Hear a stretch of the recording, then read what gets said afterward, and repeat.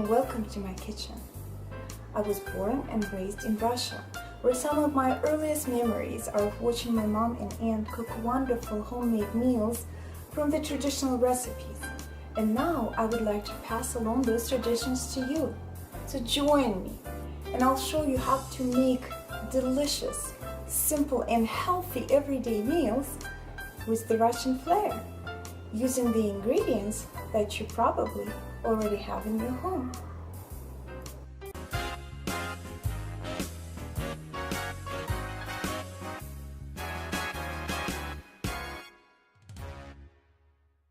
Hi everyone, I'm Olga, and today we're going to make a flourless chocolate walnut cake.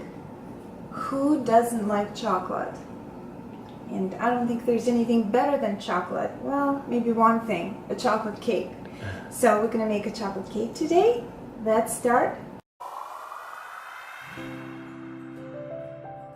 For this cake, we will need these ingredients. We will need 6 eggs. We will need a cup and 3/4 of processed chopped walnuts. We'll need vanilla, 2 tablespoons of hot coffee, and 2 tablespoons of brandy. We will need 250 grams of chocolate, and we will need 6.5 ounces of sweet butter. Make sure that the butter doesn't have any salt in it. And we will need 1 cup of sugar. If you have a super fine sugar, it's better, but if you have a regular sugar, it'll work as well. And for the decoration, which is optional, we will need some of the confectionate sugar. Now, the first thing we're going to do, we are going to put these walnuts into the processor. I actually toasted them in the oven. Make sure that you buy unsalted walnuts, and I buy usually raw walnuts. They're the best for you. And toasting is not very necessary, but it adds a little bit of a flavor to the walnuts. And in order to toast it in the oven, preheat oven to 350 degrees, spread them on the cookie sheet so they'll be in one layer, and pop them in the oven for about 10 minutes. Once you start smelling this beautiful aroma of the nuts, just get them out and you're done. But if you don't have time for that, you don't have to do it. You can just use raw, unsalted, unglazed, unspiced walnuts. You really don't want to eat the chocolate cake with some jalapeno flavor. So make sure those are just raw.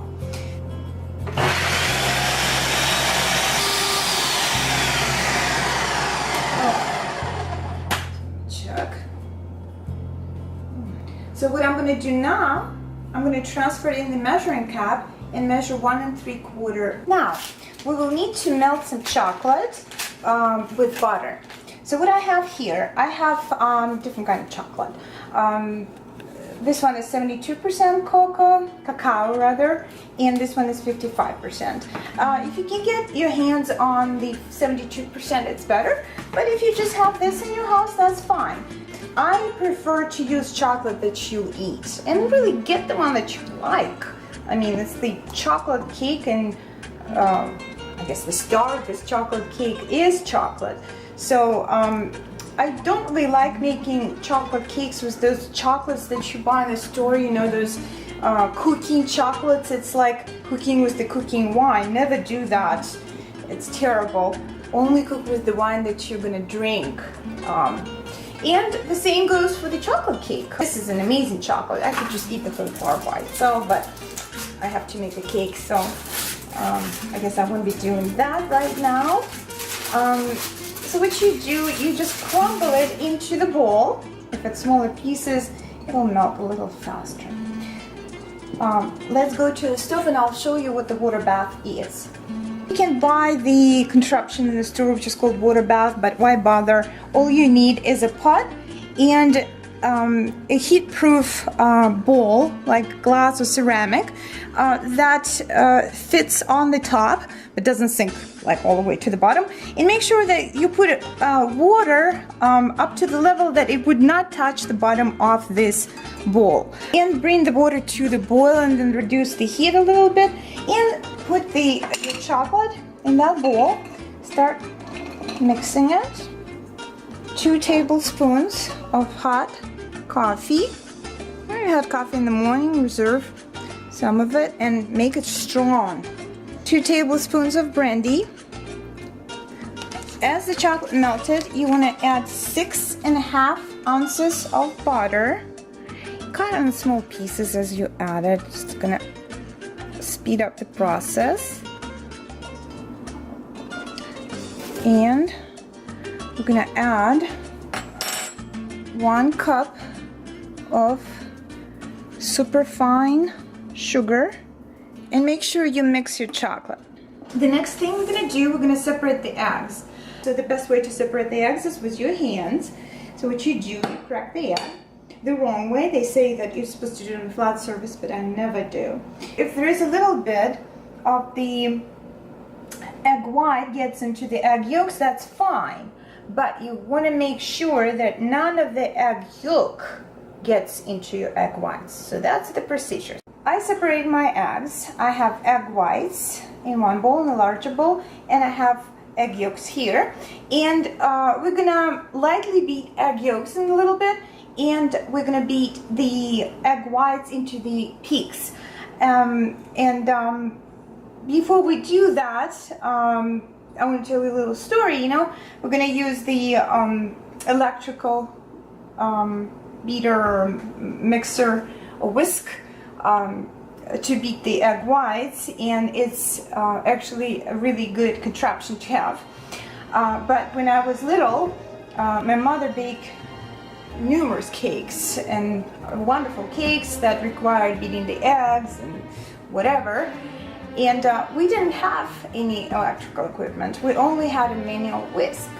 And what my mother did, in place of the electrical whisk, she used me. And I remember standing there and beating those eggs at 4 years old until my wrist would be hurting. But what I'm trying to tell you, long story short, if you do not have electrical whisk, you can still do it by hand. It's just going to take a little bit longer and requires some muscle, but it's not a good thing to exercise before you eat such a beautiful, decadent cake. So now we're going to lightly beat our yolks. Don't need to add anything to it. We don't need sugar at this point. We have plenty of sugar in our chocolate. So just lightly beat them with the hand whisk. Make sure they're all kind of one. There's no clumps or pieces there. Okay, this is good. Okay, so now we're going to beat the egg whites. So start gently and just kind of start mixing them. See how the egg whites are changing their color? They're getting foamy.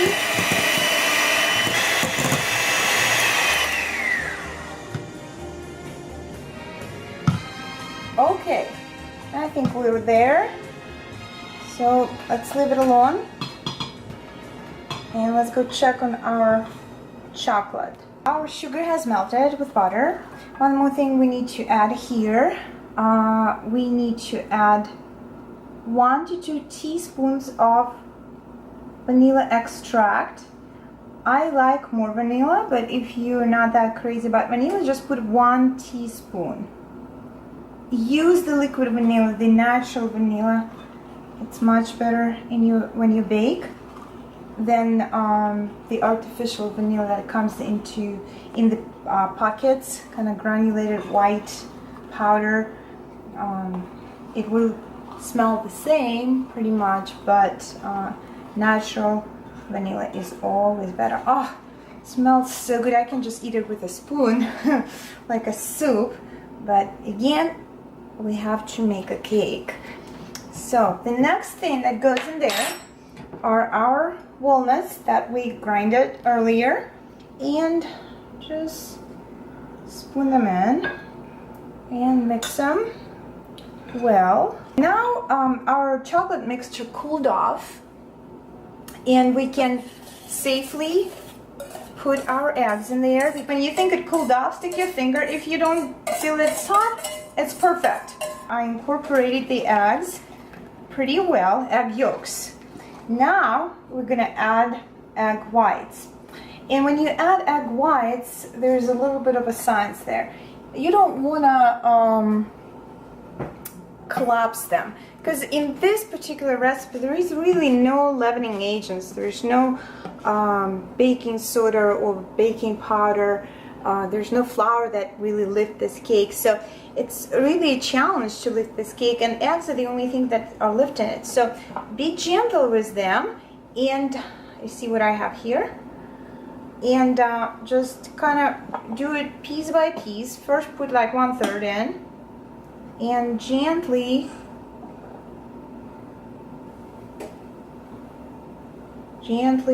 fold it in. I folded in the rest of my egg whites, and now I am mixing it in.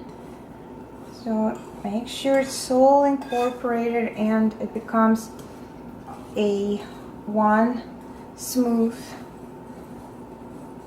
batter. But at the same time, I want to over mix it, and that's why we're doing it by hand. If you were doing it, you know, in the machine, you probably would have kind of destroyed what you just did with the eggs.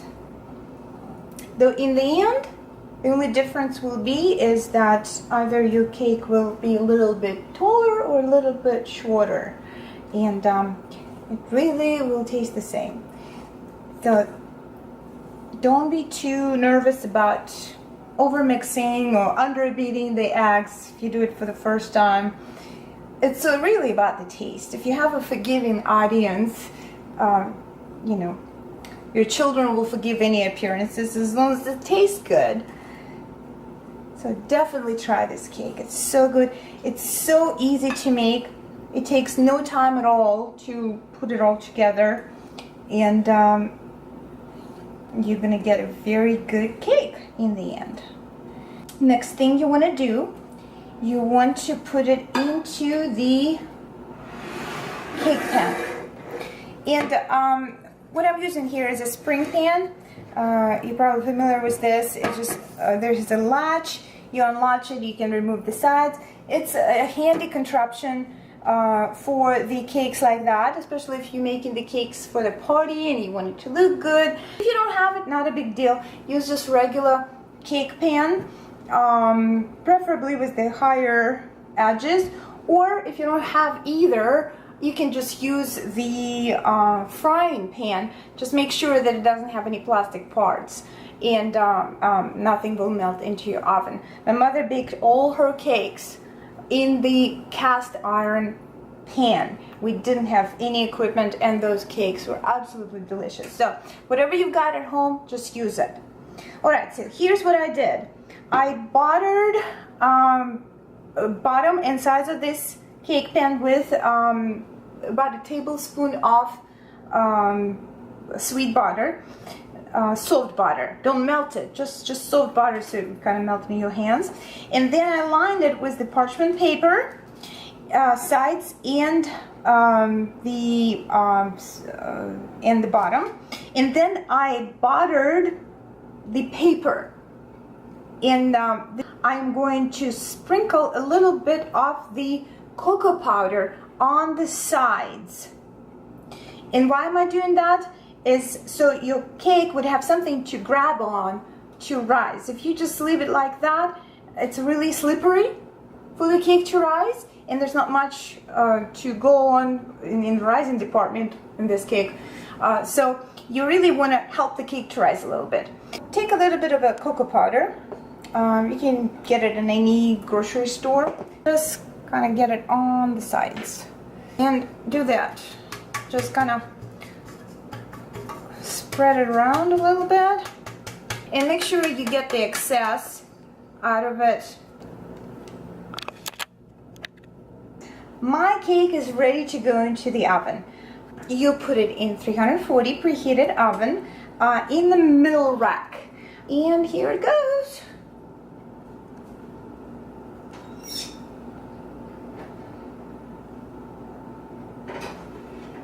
All right, here's my cake. We got it out of the oven. It was in the oven for about 15 minutes or so. Depending on the temperature of your oven, whether or not you live in the high altitude, it may take a little longer. The way to check it, just stick a toothpick, wooden toothpick in the center. If it comes out a little bit gooey, it's okay. Or if it comes out dry, definitely ready. What you need to know about these cakes, that after they cool off, the center actually collapses. Believe me, it's going to taste absolutely amazing, even if it's not perfectly flat. Put it aside and let it cool before you unmold. So I'm going to wait a little bit, and then we'll unmold the cake and we'll decorate it. That's the most fun part. Our cake cooled off, and we are going to unmold it. It's extremely easy with this wonderful contraption. And the next thing, we're going to decorate it. Take some of those reserved walnuts and just coarsely chop it. This is pretty much almost there. This is kind of the pieces that you want, the pieces that you can actually bite into and they wouldn't be too big when you eat this cake. I also have few fruits, whatever fruits you've got at home. The strawberries and cherries are in season right now. Why not use the seasonal fruit? Always use seasonal fruit. It has more vitamins, it's sweeter, and it's less expensive. Go over it and do a little bit of a sugar on your cake. Put some of these nuts here. Spread them around, and like I told you, these cakes will always drop after they cool off, which is absolutely normal. That's what they do. We don't have flour there to really maintain the structure, but it tastes as delicious. Alright, so the next thing, up to what you want to do with these strawberries. I just like them and arrange them in a little in the center, maybe like this, kind of like a little flower. Okay, and a little cherry in the center. There you go.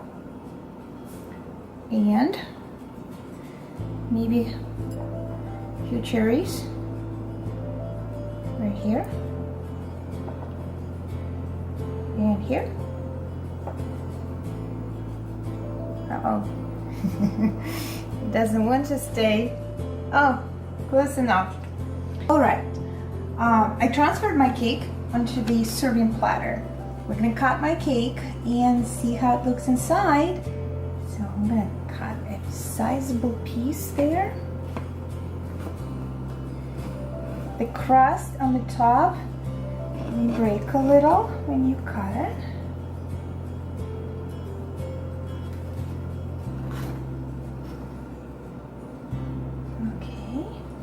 May not succeed, but I'll try. So let's get a little piece of strawberry. And I want you to see how it looks inside. It's really, really moist inside. And it's somewhat light. This is really delicious cake and very good for you. There's nothing better than chocolate. And I really hope you like this recipe. It's really easy to make. Doesn't take much time, about 15 to 20 minutes of the prep time. And I hope you will really make it at home and your family will enjoy it. So thank you very, very much for watching. And please join me for my next show. Bye-bye.